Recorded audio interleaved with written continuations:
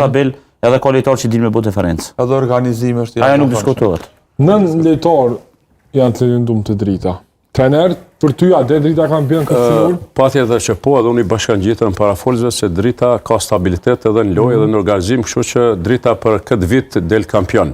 Sa i përket Ballkanit, kem thonë në për studiet tjera që Ballkani nuk ka stabilitet në formën e futbollistëve dhe skuadrës në përgjithësi. Nuk e di sa i përket organizimit. Humbi në kup, në edukacionit, një humbi në pikrisht ka luhatje në rezultate edhe në lojë, nuk e di pse.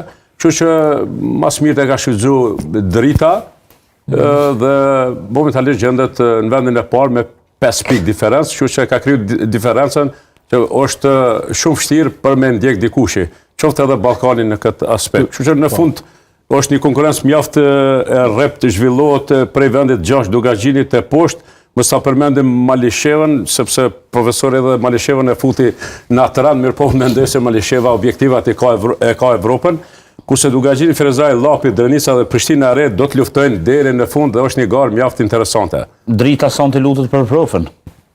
Po. Se Ballkani i vjen profës Malishev, po e noli profa Ballkanin. Do të deputosh kundër Ballkanit, prof?